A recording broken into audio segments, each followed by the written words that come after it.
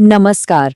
चलिए एक ऐसी जगह की कल्पना करते हैं जहां आस्था ना पत्थरों में सांस लेती है और इतिहास अपनी ही राख से बार बार उठ खड़ा होता है। आज हम और आप मिलकर घृष्णेश्वर मंदिर की कहानी की गहराइयों में उतरेंगे। एक ऐसी कहानी जो अटूट विश्वास का एक बहुत ही शक्तिशाली प्रतीक है। तो यही सवाल तो घृष्णेश्वर मंदिर के होने का, उसके वजूद का बिल्कुल सेंटर पॉइंट है। एक ऐसी जगह जो हर बार टूटने के बाद, हर विनाश के बाद और भी ज्यादा मजबूती से खड़ी हुई। ठीक वैसे ही जैसे किसी भक्त का विश्वास हर परीक्षा के बाद और पक्का और अटूट हो जाता है। तो देखिए, घृष्णेश्वर कोई ऐसा वैसा कोई साधारण मंदिर नहीं है। ये भगवान शिव के 12 पवित्र ज्योतिर्लिंगों में से आखिरी यानी 12वां ज्योतिर्लिंग है। अब ज्योतिर्लिंग क्या है? प्रकाश के वो दिव्य स्तंभ जहां शिव स्वयं प्रकट हुए थे। और घृष्णेश्वर वो आखिरी पड़ाव है जहां हर शिव भक्त की आध्यात्मिक यात्रा पूरी होती है। एक तरह से ये सफर का समापन है। और ये मंदिर है कहाँ? महाराष्ट्र के एक बहुत ही शांत खूबसूरत से गांव वेरुल में। और कमाल की बात यह है कि ये दुनिया भर में मशहूर एलोरा की गुफाओं के बिल्कुल पास है। यहाँ आध्यात्मिकता और हजारों साल पुराना इतिहास दोनों एक साथ मिलते हैं। वाकई में एक बहुत ही रेयर कॉम्बिनेशन है ये। हर पवित्र जगह के पीछे ना एक कहानी होती है, और घृष्णेश्वर की कहानी तो जुड़ी है घुश्मेशा नाम की एक असाधारण भक्त से। ये कहानी है भक्ति की, इंसानी जलन की और आखिर में भगवान की कृपा की। बहुत ही दिलचस्प कहानी है। तो कहानी शुरू होती है 2 बहनों से जिनके स्वभाव में जमीन आसमान का फर्क था। एक तरफ थी घुश्मेशा, जिसकी शिव भक्ति इतनी गहरी थी कि वो हर रोज मिट्टी के 101 शिवलिंग बनाकर उनकी पूजा करती थी। वहीं दूसरी तरफ थी उसकी बड़ी बहन सुदेहा। वो निस्संतान थी और उसका ये दुख धीरे धीरे अपनी ही बहन के लिए एक खतरनाक जलन में बदलता जा रहा था। और यहीं से कहानी एक बहुत ही दर्दनाक मोड़ लेती है। संतान पाने के लिए सुदेहा ने खुद अपने पति की शादी अपनी बहन घुश्मेशा से करवा दी। फिर शिव की कृपा से घुश्मेशा को एक बेटा हुआ। बस यही बात सुदेहा से बर्दाश्त नहीं हुई। ईर्ष्या की आग में जलकर उसने एक रात एक बहुत ही भयानक काम किया। उसने अपने ही भतीजे की हत्या कर दी और शव को उसी तालाब में फेंक दिया जहां घुश्मेशा रोज पूजा के लिए जाती थी। अब जरा उस माँ के बारे में सोचिए जिसे पता चलता है कि उसके बेटे की हत्या हो गई है। कोई भी इंसान टूट जाएगा, है ना? पर घुश्मेशा वो जरा भी नहीं डिगी। उसका विश्वास इतना मजबूत था कि उसने अपनी पूजा वैसे ही जारी रखी। उसे यकीन था कि जिसके रक्षक खुद शिव हों, उसका कोई कुछ नहीं बिगाड़ सकता। ये तो विश्वास की पराकाष्ठा थी। और जब विश्वास इतना गहरा होना तो चमत्कार होते हैं। कहानी का ये हिस्सा हमें यही दिखाता है कि सच्ची भक्ति, सच्ची श्रद्धा कभी खाली नहीं जाती। तो हुआ ये कि पूजा के बाद जैसे ही घुश्मेशा तालाब से लौटी, उन्होंने क्या देखा?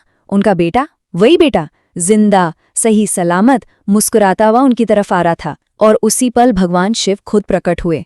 वो सुदेहा के किए पर बहुत गुस्से में थे, लेकिन घुश्मेशा ने अपनी बहन के लिए माफी मांगी।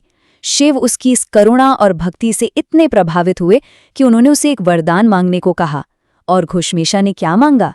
उन्होंने मांगा कि भगवान शिव हमेशा हमेशा के लिए पूरी मानव जाति के कल्याण के लिए यहीं बस जाएं।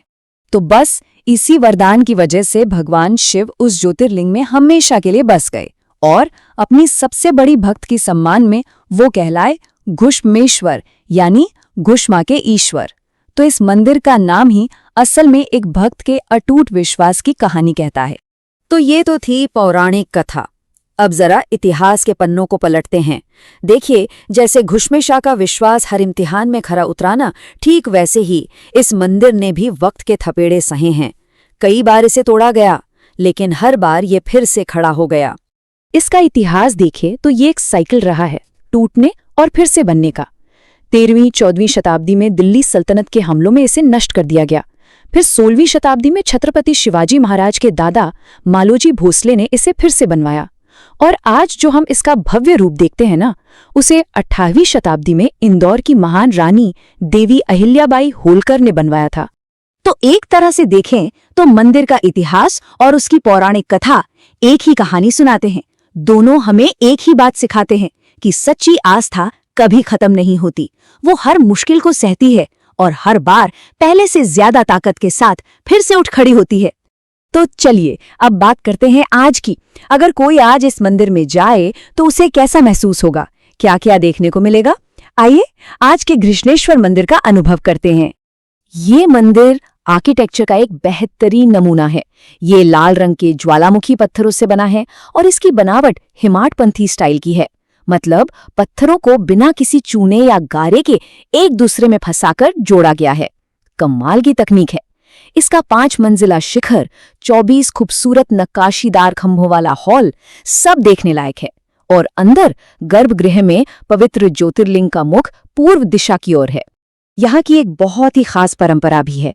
गर्भगृह में यानी मेन श्राइन में जाने से पहले पुरुषों को कमर के ऊपर के कपड़े उतारने होते हैं।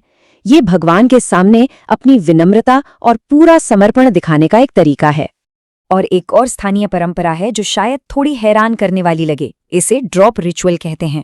इसमें छोटे बच्चों को, नवजात शिशुओं को 50 फीट ऊंची मीनार से नीचे पकड़े हुए एक कंबल पर धीरे से सरकाया जाता है। लोगों का विश्वास है कि ऐसा करने से बच्चे की सेहत अच्छी रहती है और उसकी उम्र लंबी होती है। और जैसा कि हमने शुरू में बात की थी, मंदिर से सिर्फ 1 किलोमीटर दूर हैं एलोरा की गुफाएं, जो एक यूनेस्को वर्ल्ड हेरिटेज साइट है। तो ये जो पूरी यात्रा है ना, ये सिर्फ एक तीर्थ यात्रा नहीं रह जाती। ये एक ही जगह पर जीवंत आस्था और हजारों साल पुराने इतिहास को महसूस करने का एक कभी ना भूलने वाला अनुभव बन जाती है। तो आखिर में घृष्णेश्वर की ये पूरी कहानी हम सबको एक गहरे सवाल पर सोचने के लिए मजबूर कर देती है। क्या किसी पवित्र जगह की पहचान सिर्फ उसकी इमारत, उसकी बनावट से होती है, या फिर उसकी असली पहचान उन कहानियों से है, उस अटूट विश्वास से है जो सदियों से उसकी दीवारों में जिंदा है?